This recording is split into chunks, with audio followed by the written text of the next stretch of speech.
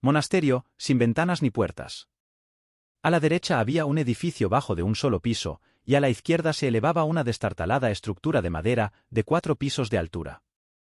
Fuera de este edificio, que conducía a los apartamentos del segundo y tercer piso, había una escalera de madera unida a la pared mediante soportes de madera y reforzada por un único montante de madera. En medio de la cancha había un viejo pozo con un cubo sujeto por una cuerda atado a una rueda.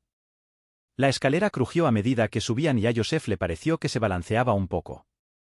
Le dio tal sensación de vértigo que se agarró a la pared, temeroso de que toda la estructura se afloje y se caiga. Pero el hombre solo sonrió al ver el movimiento repentino del niño y le aseguró que la escalera era lo suficientemente segura. Subieron un tramo más allá del primer rellano y luego continuaron hasta el segundo. Aquí se detuvieron y el hombre buscó dentro de su bata otra llave, esta vez más pequeña. Justo cuando entraban al apartamento en el tercer piso frente a este rellano, Joseph notó que todavía había un piso más encima de ellos a pesar de que la escalera principal terminaba en el tercer piso. La entrada a este piso superior, que parecía haber sido en algún momento un desván o un almacén, se accedía subiendo una tosca escalera en forma de escalera con un solo carril que estaba fijado en un ligero ángulo contra la pared. La puerta a la que conducían estos escalones estaba directamente encima del extremo más alejado del rellano. Para sorpresa de Joseph, parecía ser de metal. Por su forma y tamaño, el niño decidió que se trataba de una ventana que había sido transformada en entrada, mientras que a su derecha se había abierto una abertura cuadrada en la pared probablemente con el fin de dar luz. En un instante estaban en el apartamento donde vivían el hombre y la niña, y Joseph no tuvo más oportunidad de estudiar el loft que de alguna manera inexplicable había despertado su curiosidad. Este apartamento estaba mal ventilado y mal iluminado, pero el mobiliario no era pobre.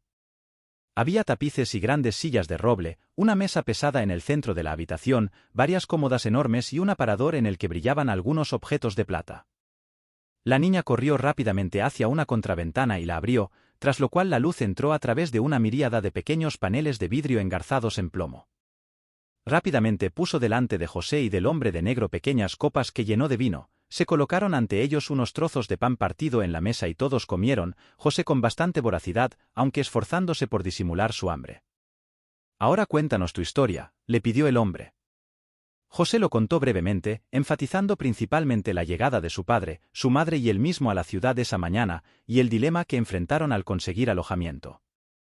El hombre de la túnica negra escuchó atentamente. Cuando el muchacho hubo terminado, dio un ligero golpe a la mesa. «Creo que lo tengo», dijo. «Espérame aquí y toma el refrigerio que quieras. Volveré en unos momentos». Salió por la puerta y bajó corriendo las escaleras hasta uno de los apartamentos de abajo. La niña acercó su silla a la de Joseph y lo miró a los ojos. «¿Cómo te llamas?», ella preguntó. «Soy José Charnetsky». «José», dijo. «Me gusta mucho el nombre». «El mío es Elzbietka». «Mi padre es Andrew Charnetsky», continuó Joseph, y vivíamos en el país de las tierras negras de Ucrania. Estaba solo en nuestro. El vecino más cercano estaba a 60 estaja de distancia, pero nunca sentimos miedo de los cosacos ni de los tártaros, aunque otros sí, porque mi padre siempre los trató bien. Por eso nos sorprendió no hace mucho cuando vino a nosotros un antiguo sirviente, un tártaro amistoso, que dijo que estábamos en algún peligro, y aunque mi padre se rió, sé que le dio cierto crédito a la noticia ya que se llevó al tártaro aparte. Y hablé con él en privado durante mucho tiempo. Sin embargo, él no es de los que revelan su miedo y nos quedamos en nuestra casa como antes, con la advertencia casi olvidada por mi madre y por mí. Entonces, una noche, antes de acostarnos, mi madre, que estaba cosiendo, vio el rostro de un hombre asomándose a través del techo de paja en una esquina de nuestra casa. Era un rostro que nunca antes había visto, no era uno de los sirvientes de nuestro lugar ni de ningún lugar contiguo al nuestro, era una cara de villano y le causó tal impresión que gritó fuerte, alarmándonos a todos. ¿Sí? Los ojos azules estaban llenos de interés. Esa noche mi padre entró en la habitación donde yo dormía, me pidió que me vistiera rápidamente y al poco tiempo nos condujo a mí y a mi madre por una puertecita en la parte trasera de la casa que nunca antes había visto abierta, ya que había sido cerrada. Siempre ha estado sujeta con clavos. Fuera de esta puerta nos encontramos en un pasadizo excavado en la tierra como una cueva, y a través de él nos arrastramos hasta salir a un cobertizo a cierta distancia de las otras viviendas, donde 2 de nuestros mejores caballos estaban enganchados a un carro. El hecho de que mi padre ya hubiera tomado tales precauciones sin que nosotros lo supiéramos me aseguró que había temido algo cuya naturaleza nos había ocultado. ¿Pero lo sabes ahora? No, la parte más curiosa aún está por llegar. Mi madre y yo subimos al carro donde se había almacenado una buena provisión de alimentos, mientras mi padre, moviéndose rápidamente, blandía un palo con tal efecto, en un rincón del cobertizo, que pronto desenterró un montón de verduras que han sido cubiertos con ramas y hojas de árboles para preservarlos. En ese momento pensé que estaba a punto de poner algunos de ellos en nuestro carro como comida, pero para mi sorpresa eligió solo uno. ¿Y eso? Una calabaza. ¿Una calabaza? ¿Pero por qué? No sé más sobre esto que tú. Cuando se comió todo lo demás que había en nuestro carro, mi padre se negó a entregarlo. Esto fue 10 días después, por supuesto, cuando estábamos en las últimas etapas de nuestro viaje, y una vez, precisamente esta misma mañana, un hombre que evidentemente nos había perseguido desde Ucrania le ofreció a mi padre el peso en oro de la calabaza a cambio de ella. Pero mi padre se negó. ¿Sabías de quién era la cara que vio tu madre en el techo de paja? Eso no lo hice, pero lo que vino después demostró que mi padre había actuado sabiamente al salir de nuestra casa en secreto y a toda prisa. Porque cuando unos días después paramos en un pueblo para descansar los caballos, vimos a un vecino que había viajado desde nuestra parte del país a caballo. Había pasado por nuestra casa el día después de que nos fuimos. Todos los edificios habían sido quemados hasta los cimientos, nos dijo, y el terreno mismo parecía como si se hubiera librado allí una batalla. El trigo había caído y las cosechas quemadas, y se habían cavado agujeros por todas partes como si los invasores hubieran buscado tesoros escondidos. ¿Tu padre tiene la calabaza ahora? Está a salvo en su poder, aunque no entiendo por qué rechazó su peso en oro. Pero creo que no le agradaría que le hubiera contado todo esto, aunque sé que el secreto está a salvo contigo. Ahora cuéntame algo de ti. ¿Ese hombre al que llamaste tío, es el hermano de tu padre?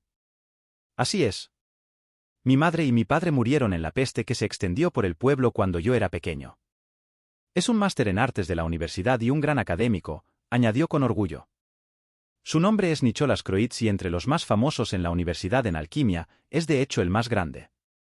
No es un servidor de la Iglesia, aunque es un buen cristiano, y busca, como muchos otros, los secretos de su oficio. El erudito alquimista apareció de repente en la puerta y le sonrió. Acabo de comprobar, dijo, sentándose a la mesa, que, si a vuestro padre le pléis, hay un refugio para todos vosotros aquí en esta misma casa. No hay mucho que pagar y un refugio, por modesto que sea, es mejor que el cielo cuando cae la noche. Tu padre podría vender su par de caballos, por ahora, según he oído, los caballos se venden a buen precio, y podría vivir aquí hasta que aparezca algún empleo adecuado. A menos, añadió, que el lugar sea demasiado humilde. De hecho, eso no puede ser, dijo el niño con entusiasmo. En este momento acogerá con gusto cualquier techo por el bien de mi madre, que está algo cansada después del largo viaje desde Ucrania. No puedo apresurarme a comunicarle esta noticia. Pero solo asegúreme que habla con toda seriedad sobre este asunto. Elzbieta se levantó de un salto de su silla. Si lo conocieras tan bien como yo, no lo dudarías.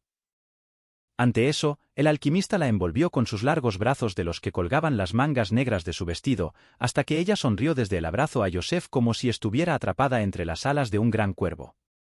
Date prisa y díselo a tu gente, le ordenó, y tráelos de vuelta aquí. De hecho, nunca supe lo que era una madre. ¿Si pudiera complacerla? Eso lo harás, gritó Joseph. Iré tan pronto como Pancroitz me abra la puerta de abajo. Dile a tu gente que el piso debajo de nosotros está desocupado, dirigió el alquimista mientras dejaba salir al niño por la puerta. Solo hay 2 habitaciones allí, una grande y otra pequeña, pero creo que servirán a tus propósitos por el momento. José le dio las gracias de todo corazón y salió corriendo hacia la plaza del mercado. La calle de las Palomas pareció relajarse ante él mientras corría y pronto estuvo en la calle que conducía directamente a la lonja de los Paños. Al llegar allí, pasó una esquina del ayuntamiento, pasó directamente por los mercados de telas y se dirigió a la pequeña iglesia cerca de la cual su padre había soltado los caballos. Pero tan pronto como sus ojos se posaron en el carro y en su padre y su madre, se detuvo de repente, asombrado. Luego, como una flecha que sale de un arco, se lanzó hacia adelante, porque lo que vio hizo que su corazón latiera más rápido de lo que había latido durante todo ese día lleno de acontecimientos.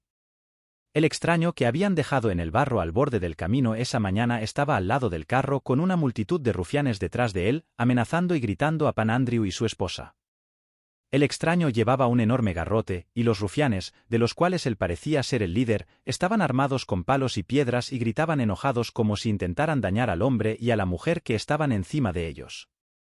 Pan Andrew, al enfrentarse a ellos, se había colocado delante de su esposa para protegerla en caso de que le arrojaran piedras, y la vista de la resistencia y los gritos del líder y sus atacantes pronto provocaron que una gran multitud se amontonara alrededor del carro, porque ya era cerca del mediodía y las actividades del mercado de la mañana estaban casi terminadas y muchos ciudadanos y agricultores comían o descansaban a la sombra de los árboles que rodeaban la plaza. José corrió entre la multitud y saltó a la carreta para estar al lado de su padre.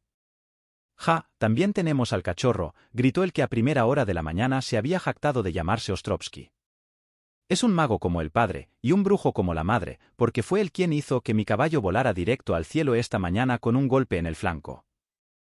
Entonces un gran merodeador entre la multitud lanzó una piedra hacia los tres, que no alcanzó a Pan Andrew por poco.